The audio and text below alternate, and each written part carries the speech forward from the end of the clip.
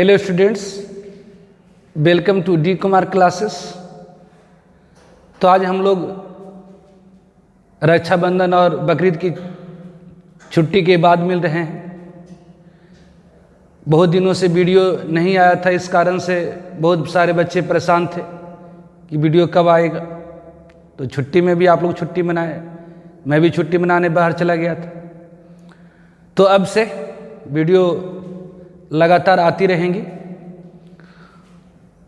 तो आज से MWF में, मतलब मंडे, वेडनेसडे एंड फ्राइडे में हम लोग इनऑर्गेनिक केमिस्ट्री करेंगे। इनऑर्गेनिक में हम लोग पहले केमिकल बॉन्डिंग और फिर सारे चैप्टर्स को करेंगे। और TTS में, मतलब Tuesday, Thursday and Saturday organic में हम लोग GOC से शुरू करेंगे। तो आज वेडनेसडे है, इसलिए इनऑर्गेनिक केमिस्ट्री को अपन इंट्रोड्यूस करने जा रहे हैं। तो what is the inorganic chemistry? तो इनऑर्गेनिक केमिस्ट्री क्या है? तो इनऑर्गेनिक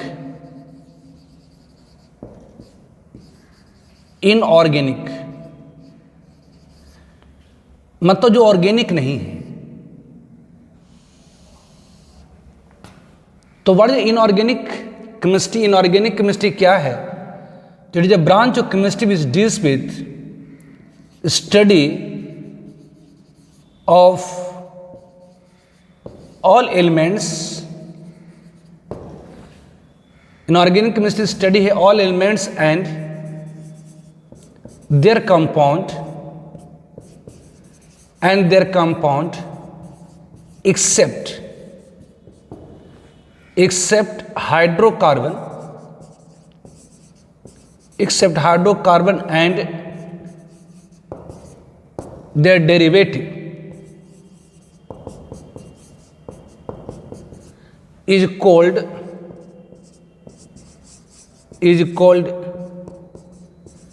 इनऑर्गेनिक केमिस्ट्री। तो इनऑर्गेनिक केमिस्ट्री की वह ब्रांच है जिसमें हम लोग स्टडी करते हैं all elements and their compound except hydrocarbon and their derivative. Hydrocarbon, उसकी डेरिवेटिव को छोड़ करके जितने भी एलिमेंट्स हैं और उसके कंपाउंड्स की स्टडी करी जाती है इनऑर्गेनिक केमिस्ट्री में। तो इनऑर्गेनिक केमिस्ट्री स्टडी है all elements and their compound. All element मतलब सारे तत्व और उससे यौगिक। एलिमेंट क्या है? तो इसमें एक ही टाइप की एटम होती है, मतलब इसमें मेटल, नॉन मेटल सब के बारे में आपको पढ़ना होगा। कंपाउंड क्या है? जिसमें एक ही टाइप की मॉलिक्यूल होती है। मॉलिक्यूल क्या होता है?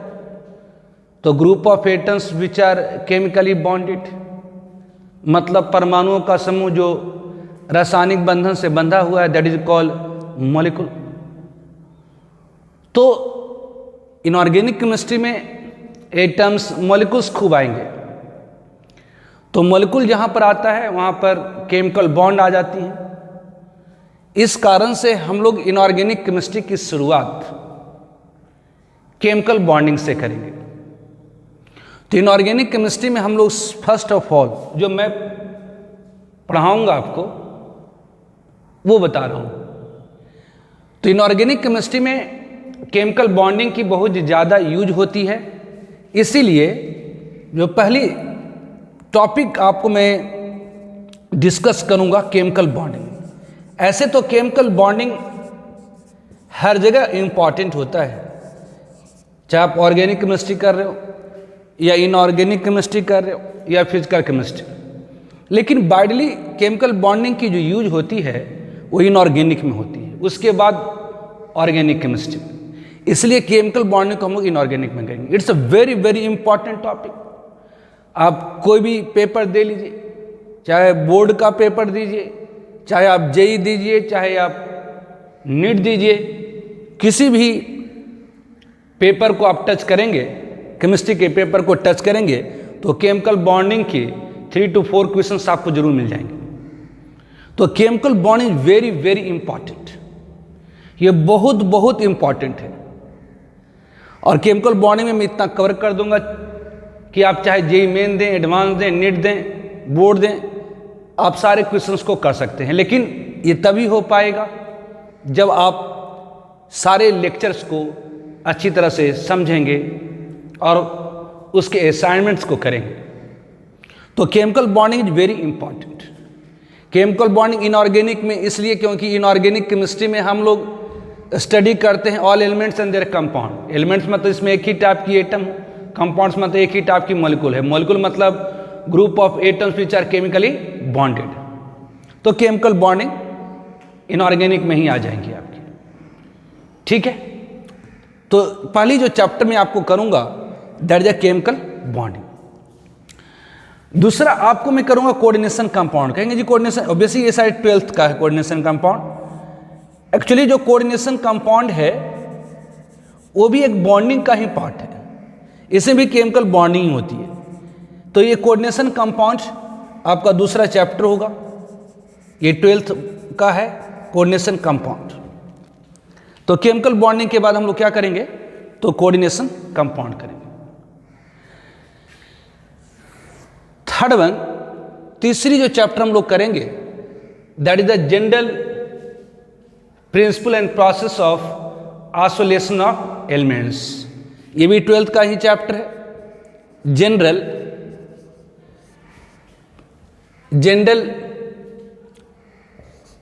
Principal and process of isolation of elements. ये इसी को हम लोग कह सकते हैं मेटलर्जी। ये इसी को हम लोग क्या कहते हैं, तो मेटलर्जी। मेटलर्जी क्या है, तो process of isolation of element from their ore. अयस्क के से धातु की निकालने की प्रक्रियाओं को हम लोग क्या कहते हैं, तो मेटलर्जी कहते हैं। तो अयस्क से धातु आप कैसे निकालेंगे, उसके लिए कुछ प्रिंसिपल है, कुछ प्रोसेस है। उन्हीं प्रिंसिपल एंड प्रोसेसेस को इस टॉपिक में पढ़ा जाता है। It's a very important. Board में आप तो मान ही लो कि 5 मार्क्स का आना ही आना है इससे, चाहे सीबीएसई बोर्ड दीजिए, चाहे बिहार बोर्ड दीजिए, चाहे कोई भी स्टेट बोर्ड दीजिए। तो हर बोर्ड में general principle and process of isolation of elements से 5 मार्क्स के क्वेश्चंस आते हैं। बहुत इजी होता है, बहुत डेप्थ में नहीं पढ़नी है आपको। जस्ट 2-4 बार आप प्रिंसिपल एंड प्रोसेस को, वीडियो को आप अच्छी तरह से देख लीजिए तो आप आसानी से कर सकते हैं। यस, इनऑर्गेनिक केमिस्ट्री में कुछ रिएक्शंस आपको याद करने पड़ेंगे। ऑर्गेनिक और इनऑर्गेनिक में यही बेसिक डिफरेंस होती है कि इनऑर्गेनिक केमिस्ट्री में हम लोगों को रिएक्शंस को याद रखना होता है। तो इसलिए जनता को थोड़ी इनऑर्गेनिक केमिस्ट्री टफ भी लगती है कि इसमें याद रखना होता है, याद करना होता है रिएक्शंस को। लेकिन जो बंदे याद कर लेते हैं उनमें एक प्लस पॉइंट होता है। बहुत सारे स्टूडेंट इनऑर्गेनिक केमिस्ट्री को बहुत ज़्यादा तवज्जो नहीं देते, लेकिन जो तवज्जो देते हैं वो आगे जाते हैं। तो general principle and process of isolation of element एक बड़ा इंपॉर्टेंट टॉपिक है बोर्ड के लिए। इसके अलावा जेईई एडवांस में भी खूब सारे क्वेश्चंस करे जाते हैं इससे, जेईई एडवांस के लिए, क्योंकि मेटलर्जिकल इंजीनियरिंग होता है। अब मेटलर्जिकल इंजीनियरिंग में इसी को पढ़ना आपको, principle and process of isolation of element. तो इसलिए जेईई एडवांस में मेटलर्जी से मतलब general principle and process of isolation of element से एवरी ईयर क्वेश्चंस आते हैं। नीट में एक क्वेश्चन से रहता है, जेईई में एक क्वेश्चन से रहेगा। तो ये है, एक या 2 क्वेश्चन कभी कभी डालता है, यही 1 से 2 क्वेश्चन के बीच में। लेकिन बोर्ड और जेईई एडवांस के लिए बड़ा इंपॉर्टेंट होता है general principle and process of isolation of element. तो chemical bonding, coordination compound, general principle and process of isolation of element. उसके बाद में आप लोग करूंगा p block element. P block element, p block elements. अब पी ब्लॉक में that is chemistry of ऐसे ही 13th group to 18th group. 13 to 18 group. अब इसमें से ग्रुप 15 टू ग्रुप 18 तक 12th में। अब इसमें से 13th से 15th का आधा इसमें है, 11th में आ जाता है, जबकि 15th से 18th ग्रुप तक ये 12th में आता है, ये 12th में आ जाता है, और ये 11th में आ जाता है। तो ये पी ब्लॉक एलिमेंट, यदि किसी एटम की इलेक्ट्रॉनिक कॉन्फ़िगरेशन लिखें और लास्ट इलेक्ट्रॉन पी सब सेल में जाए तो वो क्या होगी, तो पी ब्लॉक एलिमेंट होगी।